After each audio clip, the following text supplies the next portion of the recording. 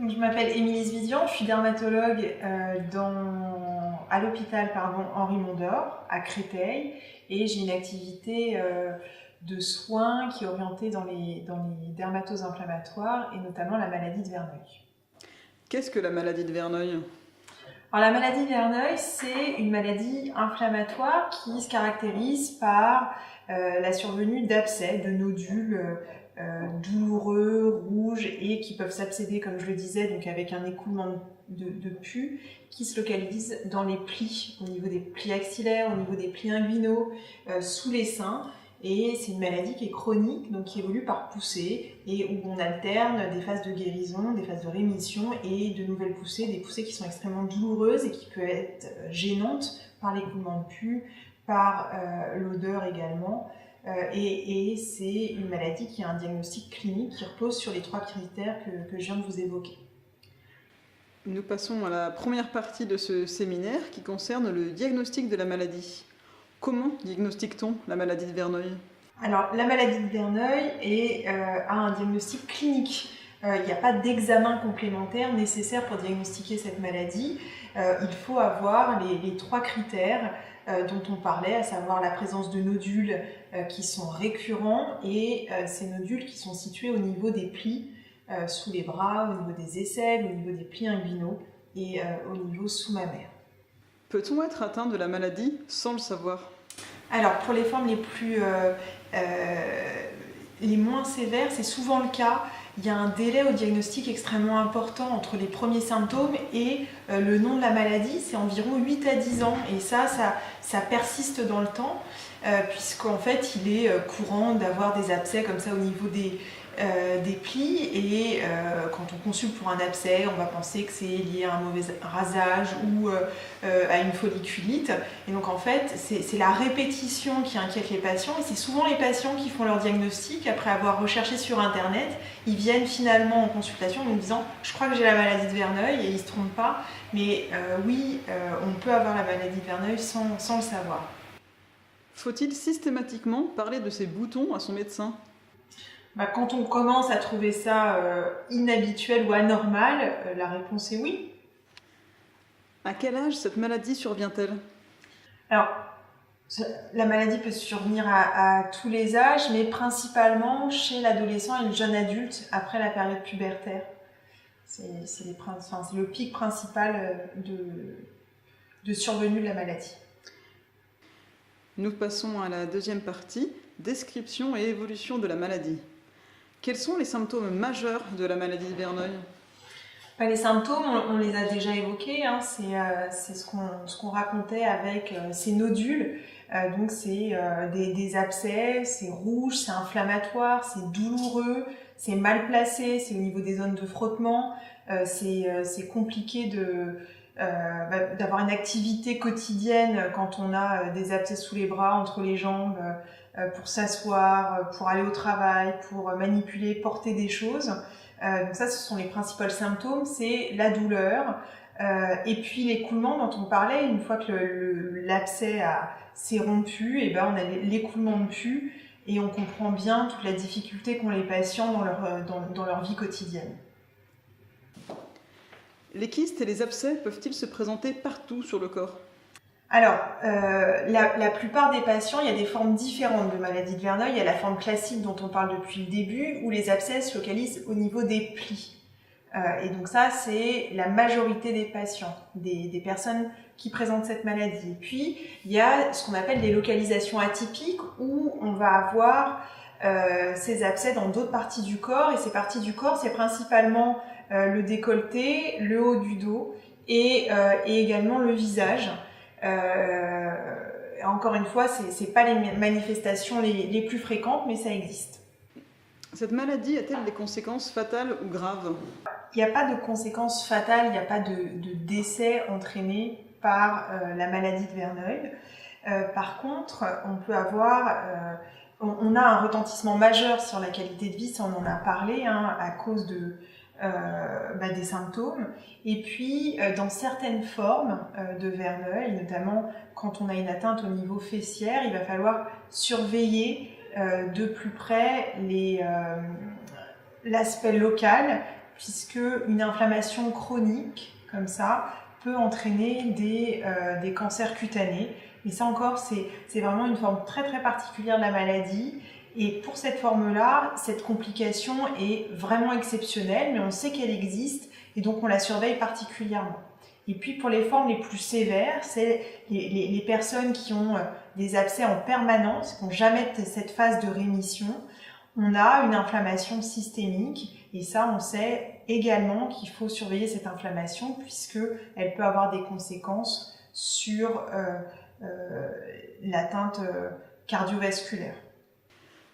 Peut-on vivre sans que cette pathologie n'aille au-delà de nodules qui viennent puis s'en vont d'eux-mêmes?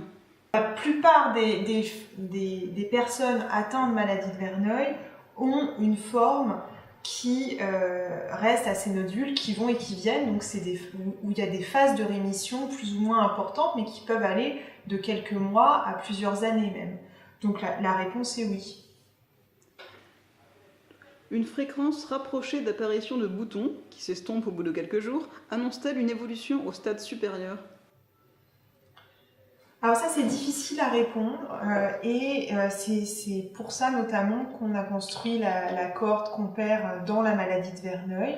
On a l'impression que les personnes qui présentent cette maladie restent dans leur stade de sévérité. C'est-à-dire que quand ils ont une forme minime, ils ont une forme minime toute leur vie, et quand ils ont une forme un peu plus sévère ou beaucoup plus sévère, pareil, on n'a pas l'impression qu'ils régressent et qu'ils deviennent moins sévères au cours du temps.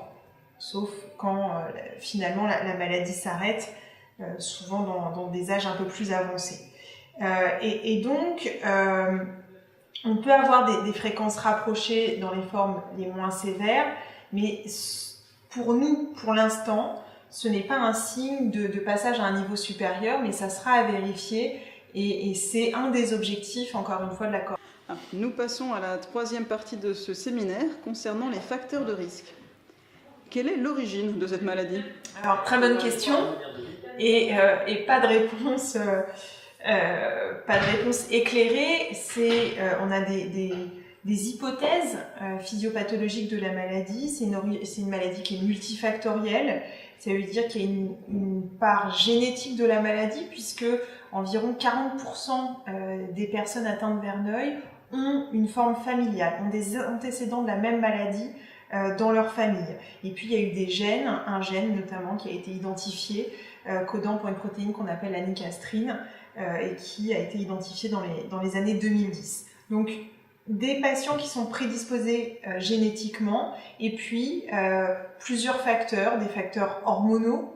Hein, on en a un petit peu parlé, ça commence après la puberté, c'est plus fréquent chez les femmes, ça s'arrête après la ménopause. Donc, des facteurs hormonaux, des facteurs inflammatoires. On a une réponse innée, la réponse immunitaire innée, c'est la première réponse face à des agressions extérieures. Quand on a une infection, notre corps va se défendre en première ligne, et ça c'est la réponse immunitaire innée. Cette réponse immunitaire innée, quand on a la maladie de Verneuil, elle est non appropriée, elle est trop importante. Donc voilà, on a une origine inflammatoire de la maladie, et enfin probablement une origine infectieuse, sans qu'on sache si elle est au début ou si c'est une surinfection sur des lésions inflammatoires. En tous les cas, des antibiotiques sont donnés dans la maladie et permettent aux patients de s'améliorer. Une maladie quand même du follicule pileux, et donc ça explique probablement la topographie de la maladie dans les zones où il y a des poils, et donc dans les aisselles, au niveau des plis inguinaux, au niveau du périnée. La maladie de Verneuil est-elle héréditaire?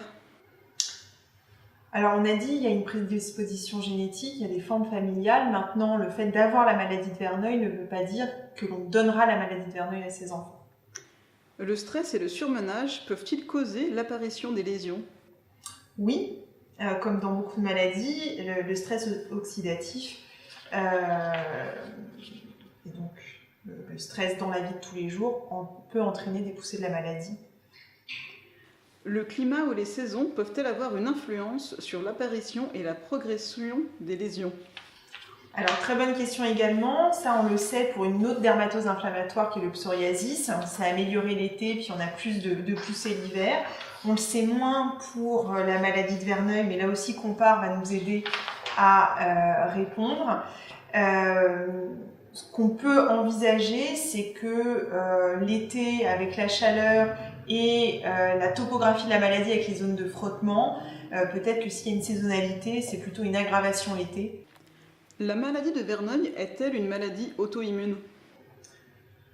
Alors à ce jour, non. La maladie de Verneuil, c'est une maladie de l'inflammation, enfin inflammatoire, donc avec un dérèglement de la réponse immunitaire innée et adaptative, mais il n'y a pas d'anticorps à ce jour identifiés qui seraient en lien avec la maladie de Verneuil. La maladie de Verneuil est-elle liée à d'autres maladies, telles que la maladie de Crohn ou la sclérose en plaques? La réponse est oui, du moins pour la maladie de Crohn. Il y a une plus grande association des personnes qui ont une maladie de Verneuil avec la maladie de Crohn. La maladie de Crohn, c'est une maladie inflammatoire là aussi, mais intestinale. C'est une maladie inflammatoire chronique intestinale où on a des diarrhées, des douleurs abdominales extrêmement sévères, là aussi qui évolue par poussée puis phase de rémission. Et il y a une autre association de la maladie de Verneuil, c'est avec les rhumatismes inflammatoires et un groupe de rhumatismes qu'on appelle les spondylarthropathies, avec une atteinte douloureuse inflammatoire au niveau de la colonne vertébrale et possiblement aussi au niveau des atteintes des articulations périphériques comme au niveau des doigts. Et puis ces trois maladies partagent là encore ont une physiopathologie commune, ce qui explique qu'elles soient plus fréquemment associées. Pour la sclérose en plaques, à l'heure d'aujourd'hui, il n'a pas été rapporté une plus grande association entre les deux maladies. Nous passons à la 4e partie de ce séminaire concernant les traitements. Y a-t-il un traitement fiable pour la maladie de Verneuil? Alors, oui et non.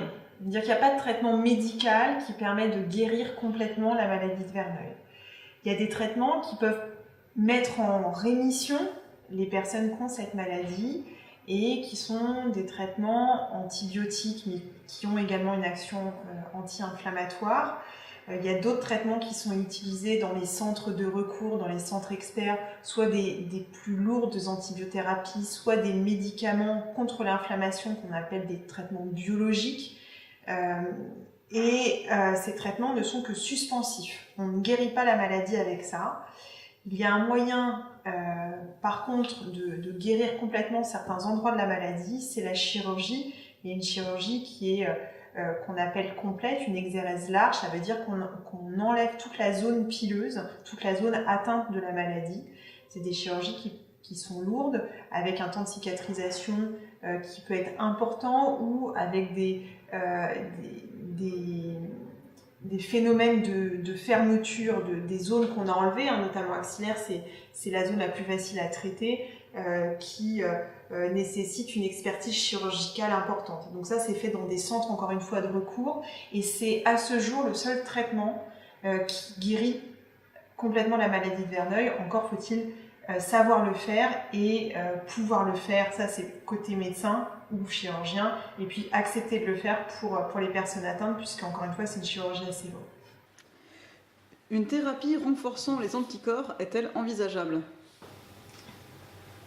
Alors, il y a eu le développement là, depuis les années 2000 de ce qu'on appelle des traitements biologiques. Ces traitements biologiques, ce sont des traitements qui vont aller viser des protéines de l'inflammation. Il y a une de ces molécules, l'adalimumab, qui a été essayée dans la maladie de Verneuil, dans un essai clinique. Les patients étaient partagés entre on reçoit ce nouveau traitement et puis un groupe placebo, un groupe sans médicaments. Le résultat était positif et ça a conduit à ce qu'on appelle une AMM, une autorisation de mise sur le marché au niveau européen. Donc l'adalimumab, c'est le premier médicament qui a eu cette AMM dans la maladie de Verneuil. Au quotidien, comment atténuer la souffrance de la maladie de Verneuil? C'est une très bonne question.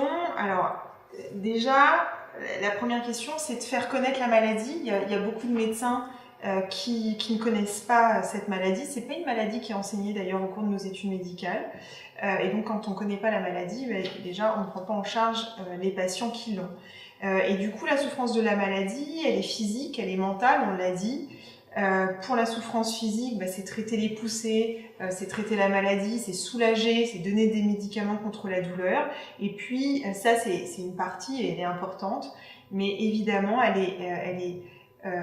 elle doit s'accompagner d'un suivi psychologique pour les patients qui le souhaitent. En tous les cas, il faut savoir interroger les personnes qui ont cette maladie et leur demander s'ils souhaitent en plus un suivi psychologique. Et c'est probablement en informant sur la maladie et deux, en prenant en charge dans leur globalité les patients, qu'on arrivera à atténuer la souffrance des personnes qui présentent cette maladie. En conclusion de ce séminaire, pouvez-vous nous dire pourquoi avoir créé une cohorte maladie de Verneuil au sein de Compare ? Alors on l'a évoqué tout à l'heure, on n'a peut-être pas assez insisté, c'est une maladie qui est fréquente, ça a été estimé à 1% de la population et pourtant c'est une maladie, encore une fois, qui n'est pas bien connue. On parlait du retard au diagnostic et d'une 8aine d'années, ce qui est considérable, et donc il nous a semblé nécessaire, pour ces deux raisons, de proposer des études observationnelles pour la maladie de Verneuil.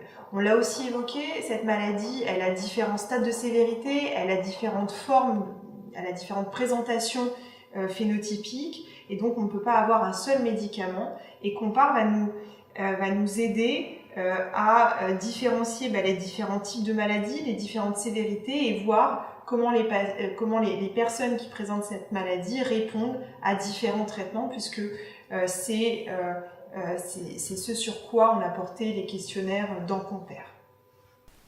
Rejoignez Compare et, ensemble, faisons avancer la recherche sur les maladies chroniques. Rendez-vous sur compare.aphp.fr.